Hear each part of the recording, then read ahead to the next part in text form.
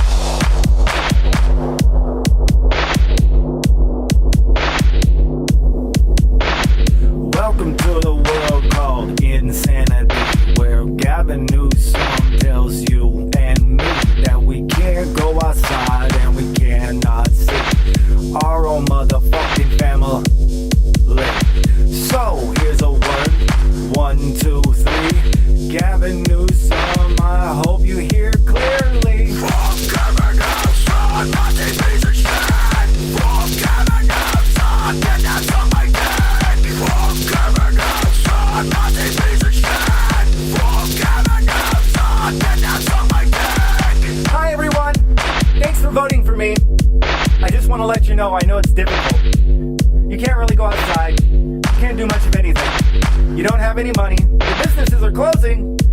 It's difficult. I know. We're all struggling in this together. I may have taken bailout money for my 8 businesses. Your grandma may have died inside the old folks home when you put the COVID patient in there. But you can say whatever you want to me. I rule. So, fuck you.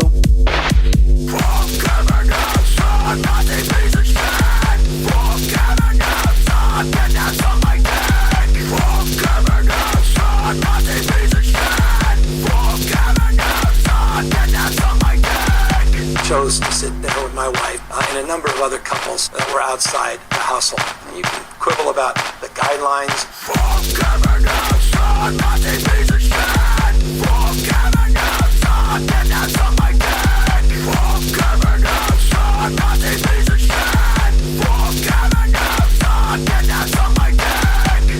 Because I need to preach and practice, not just preach and not practice.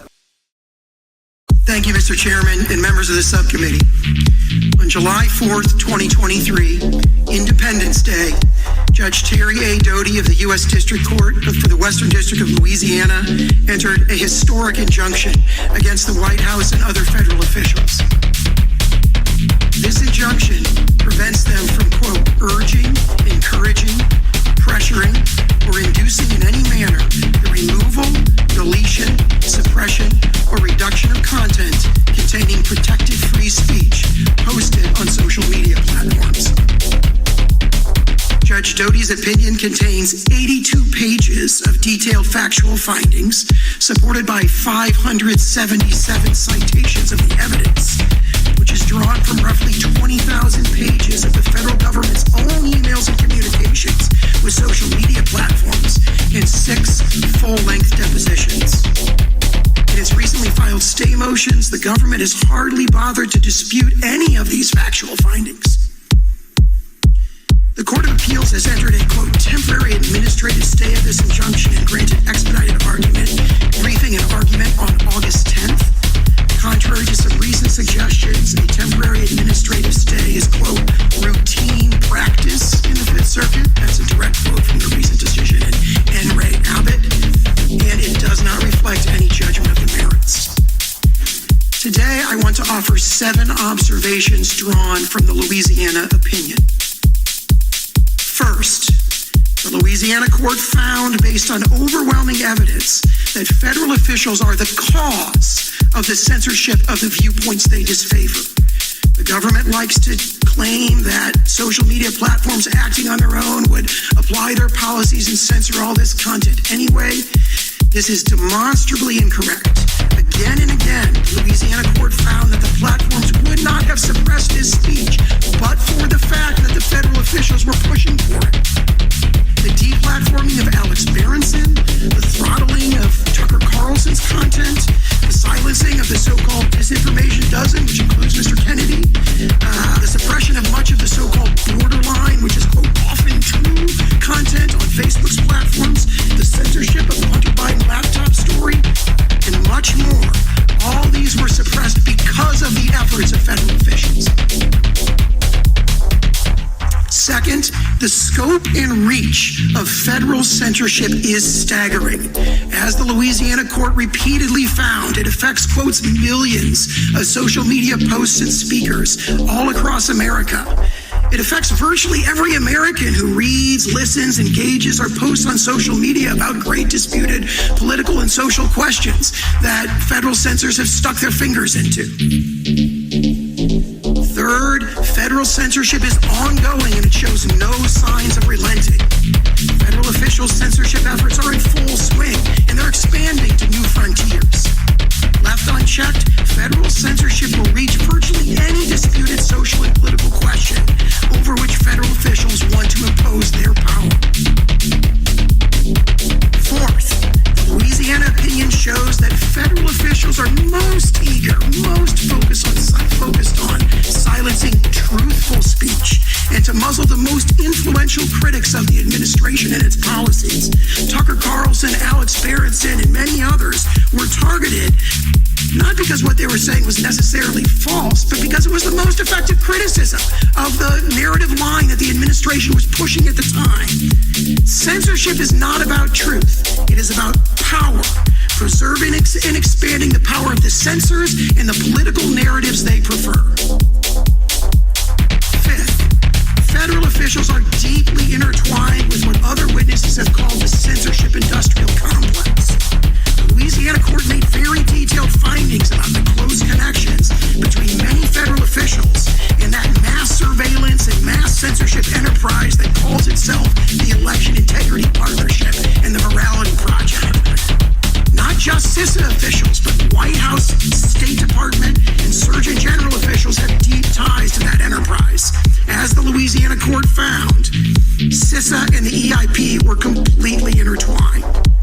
Sixth, federal officials don't just dictate the outcomes of specific content moderation decisions. They also directly induce changes to the content moderation policies of major social media platforms to ban disfavored viewpoints in advance. And seventh, the federal censorship enterprise has succeeded in transforming online discourse by rendering entire viewpoints virtually unspeakable on social media, which is the modern public square. This ongoing distortion of the most fundamental American freedom, the right to free speech, is intolerable under the First Amendment. Thank you.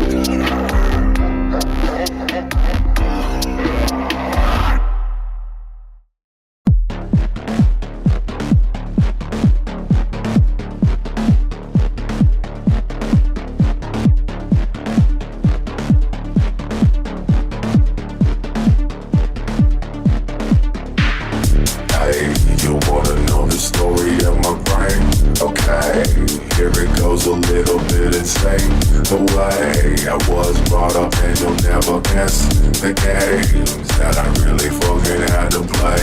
The bitch brought me up and told me if I want a home, take these drugs, sleepy boy, get the fuck along. I don't wanna talk and I don't wanna deal with you. You remind me of your motherfucking father, so fuck you. Maybe take them drugs and send me away.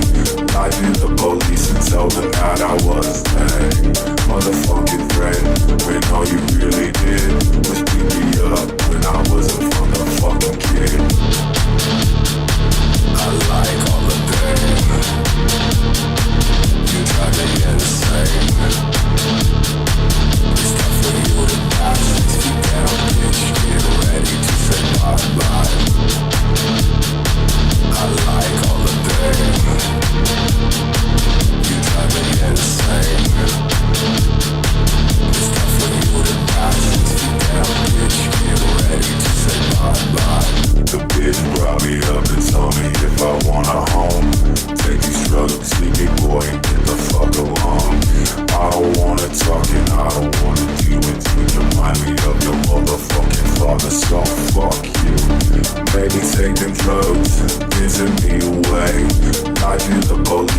told him that I was